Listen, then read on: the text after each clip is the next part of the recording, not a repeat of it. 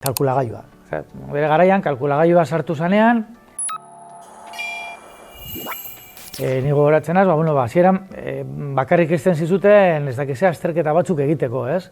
Gaur egun kalkulagailu erabiltzen da, esparru guztietan, ez? Adimen artifiziala erronka bat da, aukeraz beteriko erronka. Gure kasuan adibidez bereziki euskeraz egiten badakitelako inteligentzia artifizialek, eta hori ez zaigu gertatu beti, historian zehar, beste elementu batzuekaz, adibidez, sarri askotan Googleen informazioa bilatzen gauzi buruz, zailtasunak topatzen dira, euskarazko materiala topatzeko. Kontua da, ere arriskuz beteta dagoela, ez? Arriskuz beteta, originaltasuna galdu egiten dalako, arriskua dagolako sistematizazio handiegi batean sartzeko. Irakasleentzat adibidez, bada lan tresna oso potente bat, unitate didaktikoak prestatzerakoan testuak, errekurtsoak, galderak ez dakizeri buruz, erabilgarria, oso interesgarria. Baina hortara bakarrik ezin gara mugatu, bestela jauziko gara, bizitasun bako hezkuntza batean, ezta? Eta zer esanik ez, ikasleen kasuan. Ikasleen txatue oso interesgarria da. Ikasle batek hartu aldu historiako testu bat, eta esan egidazu mapa kontzeptuala, erlazionatu ez dakizerekin, prestatu galdera batzuk, nik test bat egiteko ia ikasi dudan, edo ingeleseko hitzak, edo 1000 gauza, ezta? Baina ere jauzia da beste puntan, ez? Hartzen dut lan bat ez dakizeri buruz, egiten dut, kopiatzen dut, itxasten dut, eta enaz enteratzen zer ipini dudan, ezta?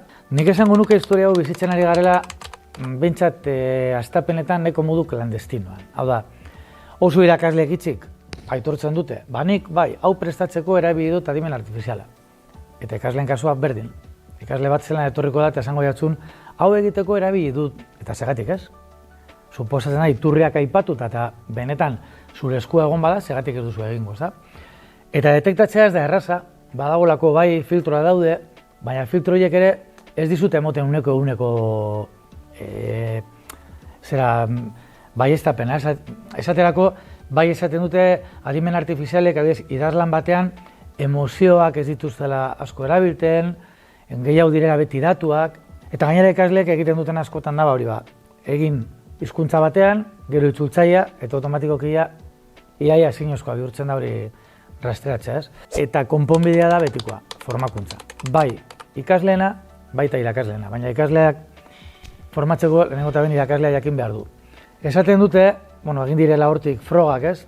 Lanak planteatzea, ikasle talde bat hartu, lan bat planteatu ez dakizeren inguruan, eta esan, zuei emango dizuet aukera adimen artifiziala erabilteko hasieratik. Eta beste talde bat hartu eta esan, zuek asmatu zue gauzak. Edo bilatu liburutan, edo bilatu buratzen zaizuena. Eta gero azkenengo fasean, iztea adimen artifiziala. Eta bigarren horiek dira aberatsagoak, zergatik. Ikasleen eskua sartzen dalako, eta orduan lanak arterako dira beti freskotasun handiagorekin, ezta? Baina LH2, LH3 ikasten ari direnean batuketak edo biderkaketak egiten ez dako zentzurik. Iztea ikasle baterik kalkulagailu bat, ez? Hau berdina da. Izan beharko luke gauza bat, administratzen dana, batzutan erabiltzen dana, beste batzutan ez, baina gelditzeko gelditu da. Hori oso argi da. Hau ez da modaz pasako, inoiz. Hau da aplikazio bat sartu zaiguna, nik batzutan esaten dut, TikTok, orain badago, 5 urte gaur egongo da TikTok, bagian ez. Egongo da beste zehozer, bai? Baina, ziurazki egongo da modu bat, olako bideoak eta partekatzeko, ezta? Hau etorri da gelditzeko.